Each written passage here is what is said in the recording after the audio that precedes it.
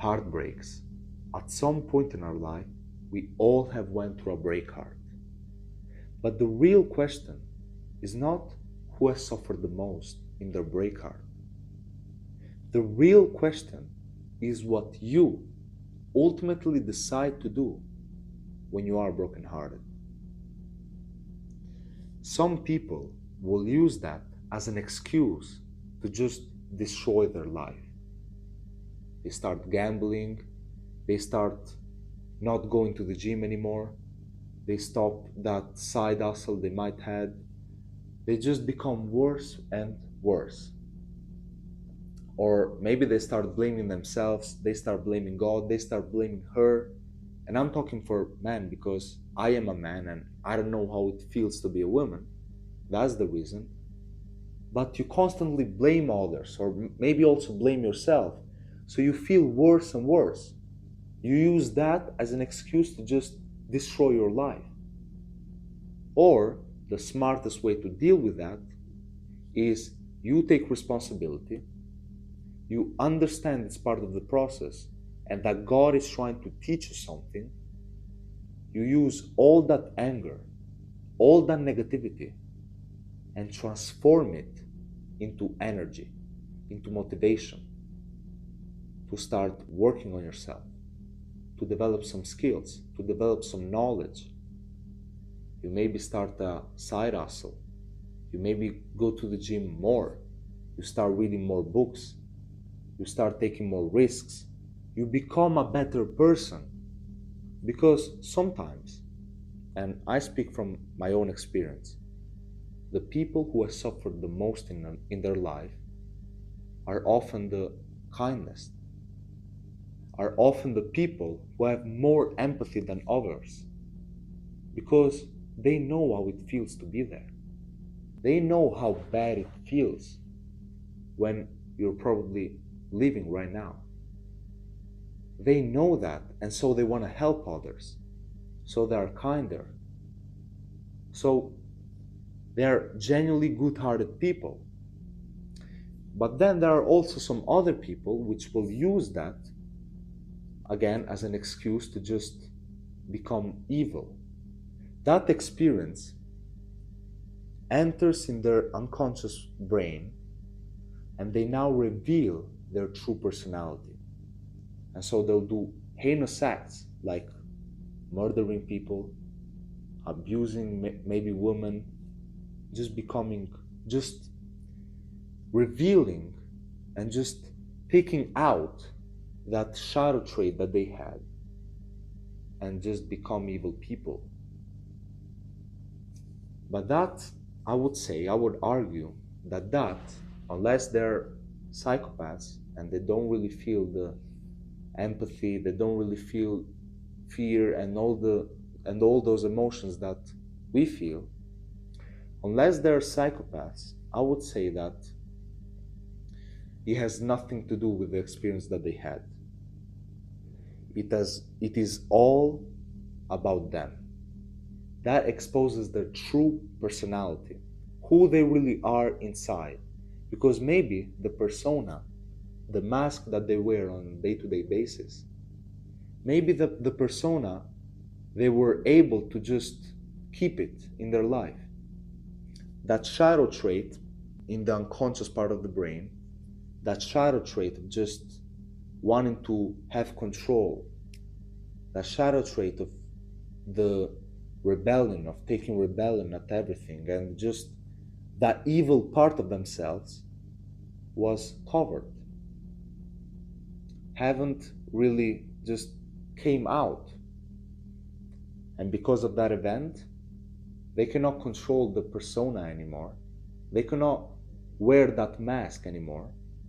And so that shadow trait that they had start taking over themselves, and then they do those heinous acts. This hopefully is not the majority of the people, at least from my experience, but of course it can happen. So the most important thing is what you ultimately decide to do whenever you go through a heartbreak. It's always on you. You have to take responsibility because you are a man, all right? So your reaction will tell everything. And as I've told you, the best way to deal with that is to just ignore her. Think about all the time that a woman has probably pissed you off when she had ignored you. Maybe not when she has insulted you, maybe not when whatever, but when she ignores you, and maybe you send all those text messages to her, maybe you call her, and she just ignores you. That is perhaps the most annoying moment that you have when you are with a woman. So just ignore her. Of course, if it's your fault, if you maybe have cheated on her, that's a different story. Okay, that was your fault. It's not her fault right now. It's only yours. You have to take responsibility. You have to accept that things had to go that way and just ask God for forgiveness and just continue to live on. But if maybe it's not your direct fault, maybe she left you, or maybe she also cheated on you, which is worse, then you still have to take responsibility and you still have to move on and ignore her. Do not send her text messages, do not call her, ignore her, and only focus on yourself. Transform, as I've told you in the beginning, that anger, those negative emotions, transform them into power, into motivation. And yeah, it's anger, it's an incredible motivator. You can get done so many things. You can start so many things because you would feel angry. You will never get tired, if you know how to use anger correctly. But yeah, it's as simple as that. Of course, to say it's simple, but to experience it, here is where the challenges will start to come. But that is the best way you can do it. When she will look at you, maybe in a few months, maybe in a few years, she will see the man that you have now become. She would feel a little bit angry that she left you, wouldn't she? She would feel angry, she would feel jealous of the man that you have now become. She would think, when I was with him, he wasn't like he is right now. He maybe wasn't in shape, he maybe didn't have those much money, he maybe wasn't this interesting as he is right now. He didn't have all the knowledge that he has now. So ignoring her and working on yourself is perhaps the best decision that you can ever make when you go through a breakup. Then another thing that I want to tell you, which is really, really important, is that you're supposed to feel those negative emotions. You're supposed to feel that sadness. It's not whether you will feel sad or not, because you will. If you care a little bit about her, you would feel sad. You would feel the negative emotions, and that is okay. That is part of the process, as I've told you. So you're supposed to feel those negative emotions, but always remember that you need them because God is trying to teach you something. God is always testing you. God always teaches us things through suffering. Think about the moments when you have grown the most as a person, when you have learned the most things, when you probably were in a low point of your life. You don't really learn much in life by just having fun and just everything going all right. The most amazing stories that you probably have are stories when you went from this to here.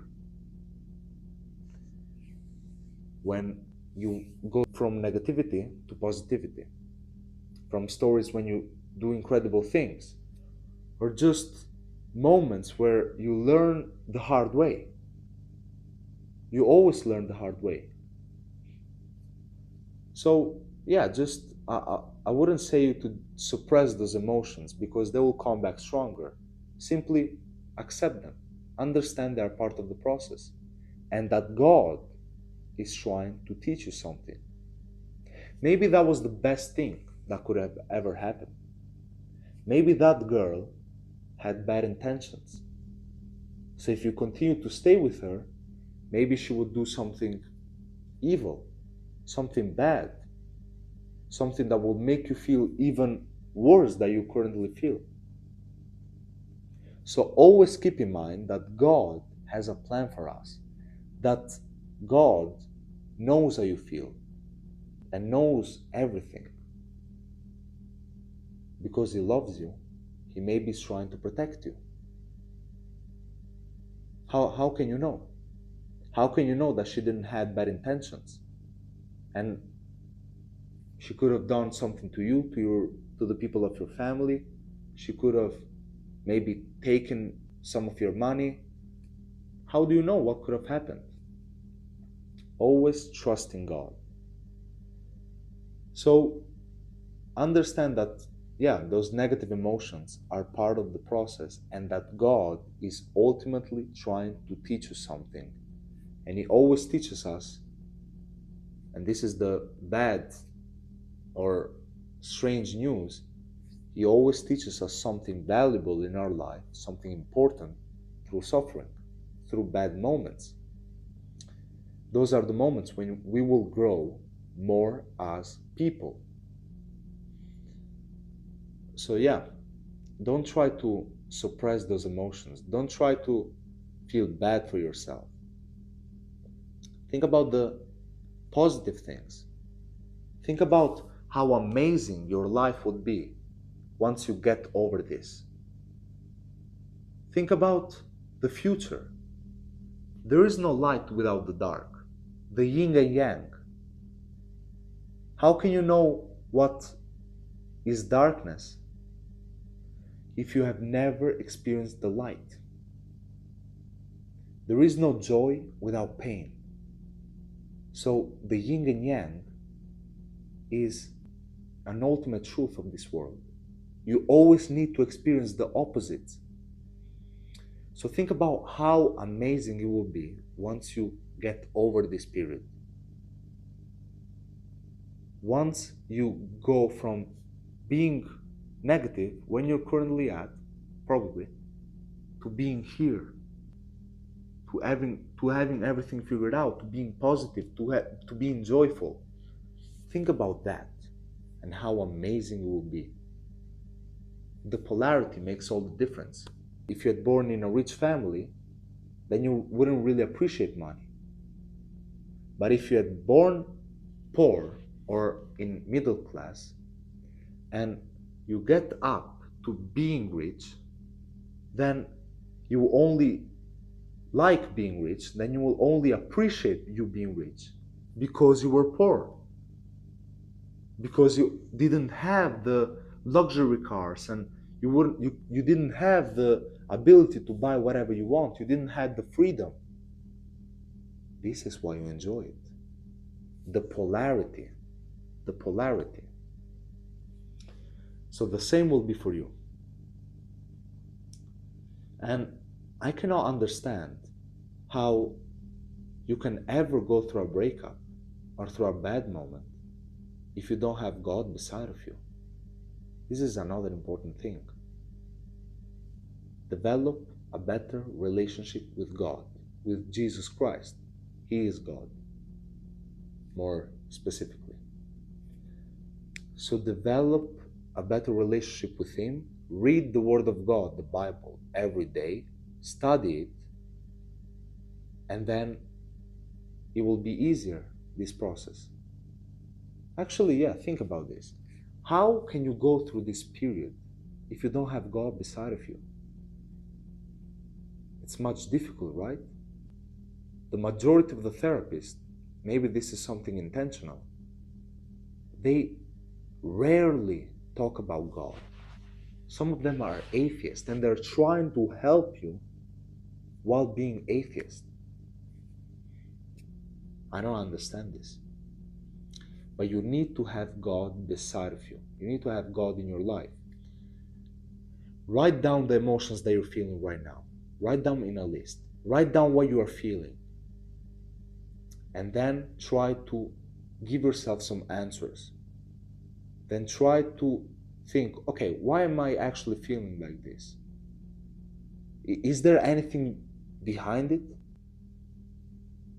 Is there something that there's in my shadow which makes me feel like this? Is there anything in my anima or animus that made me so attached to this kind of girl? Do some individuation process. Go through some individuation process. Or maybe only write down those things, those emotions that you're feeling right now, what you want to do right now, and then keep this piece of writing. And then maybe in a couple months, when you had worked a little bit on yourself, opening up, and then you would feel better. Then you would say, oh, wow, this is how I was. And look at me right now. Completely different, right? And this will build up some self-respect for you, because you would understand, okay, I was feeling this bad and now I'm here. So I was managed to pull it off, to go through this bad moment. And this will also make you more grateful for the things you have. Being grateful for everything that you have is very, very important. Is a very important skill. So by doing also this, you'll be more grateful for how you feel right now that you have overcome that feeling. How your life looks like right now, what you were able to achieve. And when you are grateful for the things you have, when you operate from love, from those positive emotions, from being grateful, from love, from peace, from calmness, when you operate from those emotions, then life is better.